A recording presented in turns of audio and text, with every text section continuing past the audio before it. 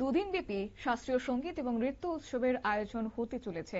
অবশ্যই ক্ষেত্রে প্রস্তুতি চলছে। আগামী 6 এবং 7 ডিসেম্বর 2025 আগরতলা মুক্তধারা অডিটোরিয়ামে ক্লাসিক অর্গানাইজেশন দুদিনব্যাপী শাস্ত্রীয় সঙ্গীত ও নৃত্য উৎসবের আয়োজন করছে। তাতে বহিরাগত কিংবদন্তি শিল্পী ছাড়াও রাজ্যের বিশিষ্ট শিল্পীরা অংশগ্রহণ করবেন। সেই অনুষ্ঠানের প্রস্তুতি পর্বে যারা বহিরাজ্যের দুজন শিল্পীর উপস্থিতিতে বৃহস্পতিবার আগরতলা প্রেস ক্লাবের এক সাংবাদিক সম্মেলনের আয়োজন করা হয়েছে।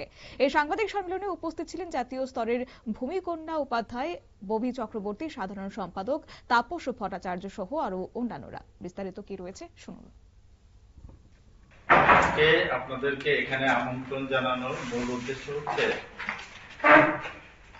ক্লাসিক যে সংস্থা যারা ধ্রুপদী সঙ্গীতের উপর ভারতবর্ষের 3টি জায়গাতে, 3টি মূল শহরে, মেট্রো সিটিতে, আগরতলা বাদে, আগরতলা, কলকাতা এবং দিল্লি, প্রতি বছর এই 3টা জায়গাতে শহরে এই আমাদের অনুষ্ঠান হয়।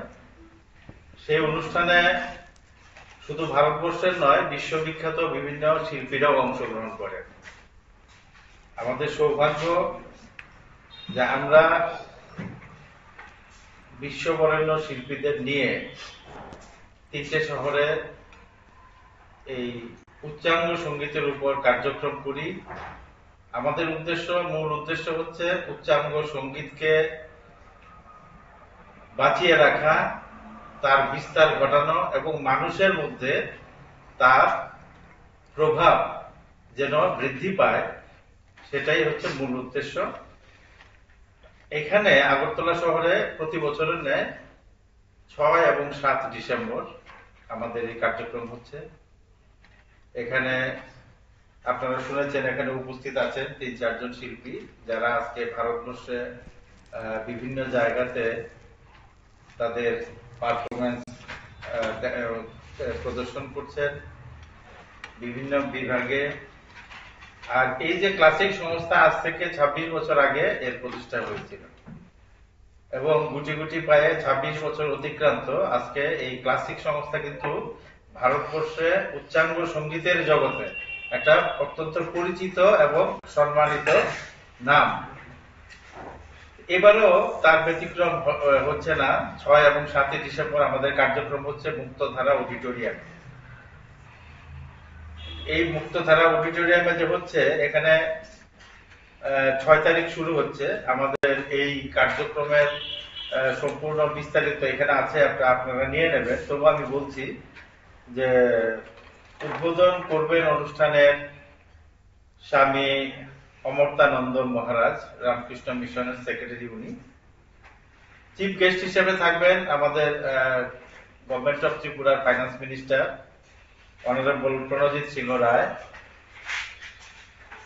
Mayor Agartala city honourable Dipak Majumdar. Special guest হিসেবে থাকছেন শ্রীমতী কল্যাণী রয়, honourable MLA chief whip of Tripura legislative assembly.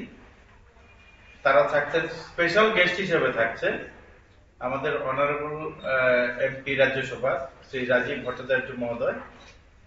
আর আমরা প্রতি বছরই 3 জন, 4 জন, 5 জন এরকম রাজ্যের বিশিষ্ট ব্যক্তিদেরকে সম্মানিত করি। এবার আমরা 3 জন বিশিষ্ট ব্যক্তিকে সম্মান জানাবো। এই 3 জনের মধ্যে হচ্ছেন আমাদের রাজ্যের অনেক প্রবীণ শিল্পী তবলাবাদক Shri Kalipada Bhattacharya, senior eminent artist.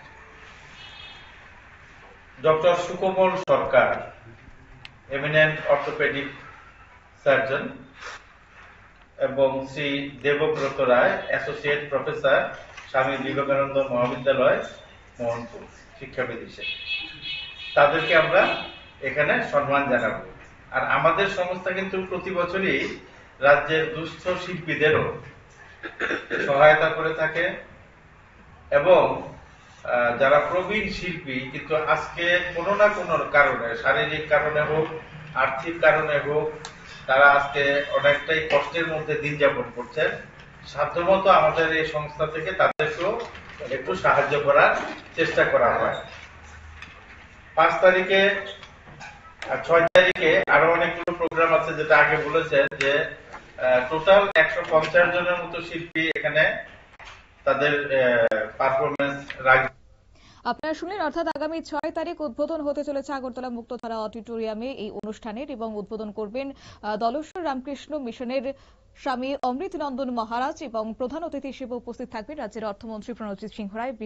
বিশেষ অতিথি হিসেবে থাকবেন বিধানসভার মুখ্য সচেতক কল্যাণী সাহা রায়। বিশেষ সম্মানীয় অতিথি হিসেবে উপস্থিত থাকবেন রাজ্যসভার সাংসদ সহ থাকবেন মেয়র দীপক মজুমদারও। নিয়ে নিচ্ছি ছোট্ট একটি বিজ্ঞাপন বিরতির সঙ্গে থাকুন।